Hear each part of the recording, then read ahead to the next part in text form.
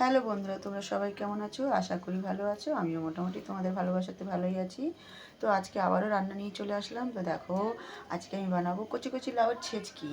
তো লাউগুলোকে আমি বেশ কেটে নিয়েছি, একদম কচি বলে একটু পিসগুলো বড় বড় করে নিয়েছি। আর এখানে দেখো তেলটা বেশ গরম হয়ে গেছে। আর এখানে আছে কিছুটা বড়ি।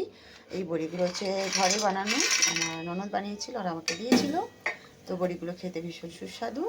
এখন ওই বড়িগুলো দিয়ে হবে লাউ ছেঁচকি। বড়িগুলোকে একটু ভাজা করে নিই।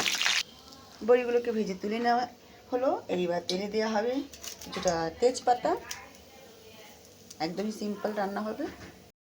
দিয়ে দেওয়া হবে একটু গোটা জিরে, তারপর দিয়ে দেওয়া হবে কেটে রাখা লাউগুলো। এই লাউগুলো অনেক নাম আছে, আমরা বাংলায় লাউ বলি, ঘিয়া বলা হয়, তারপরে লকি বলা হয়, আর ইংলিশে বটল গাছ বলা হয়, সবাই জানো অবশ্য। তো যেরকম একটা লাউ অনেকগুলো নাম আছে, সেরকম অনেক রেসিপিও বানানো যায়।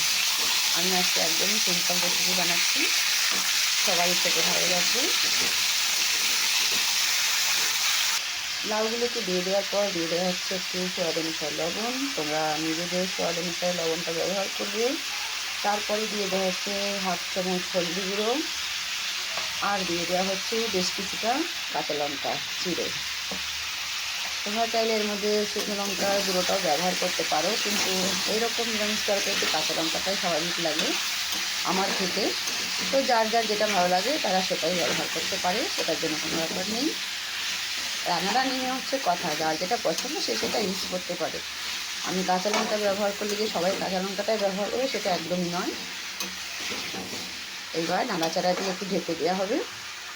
কিছুক্ষণ ঢেকে রাখার পর ঢাকনাটা তুলে দিয়ে দিচ্ছি 1 চামচ জিরা আর ধনিয়া গুঁড়ো একসাথে মিক্স করা আছে। চামচটা ছোটো অবশ্য, তাই 1 চামচ দিলাম, বড় হলে 1/2 চামচ। আর কোয়ান্টিটি বেশি হলে একটু বাড়াতেও পারো তোমরা, অসুবিধা নেই। এইবার একটু ঢেকে আবারও ঢেকে দিতে হবে। দেখো বন্ধুরা, ঢাকনাটা আমি সরিয়ে দেখি লাউটা কত সুন্দর গলে গেছে। আমি কিন্তু এতে একটু জল দিইনি, একদম বিনা সারের লাউ এটা। এর আগে যে ভিডিওটা তোমাদের সাথে আমি একবার শেয়ার করেছিলাম, যেটাতে আমি লাউ গাছের বাগান তোমাদের দেখাচ্ছিলাম, ঠিক সেই বাগানেরই লাউ এটা। এবার দেখো আমি বড়িগুলো দিয়ে দিচ্ছি, বড়িগুলো ভেঙে নিয়েছিলাম। এবার দিয়ে দিচ্ছি বড়িগুলোকে। বড়িগুলো দেওয়ার পর একটু নেড়ে চেড়ে নেবো। দেখো বড়িগুলো বেশ ভালো করে মিক্স করে দেবো। রেডি হয়ে গেল আমাদের লাউ ছেঁচকি। আমি তো একটু বড় বড় করে কেটেছিলাম, কুচো কুচো করেও কাটা যেত, কিন্তু আমি ভাবলাম যে একদমই করছি, তো একটু বড় বড় করে কাটতে চাই।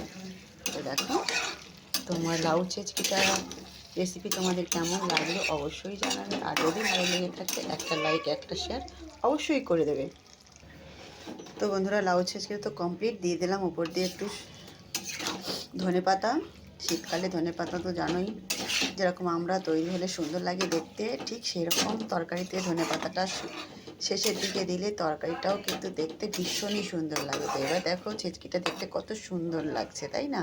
আর যেহেতু কাঁচা লঙ্কা দিয়ে বানিয়েছি তাই রঙটা একটু ফিকা।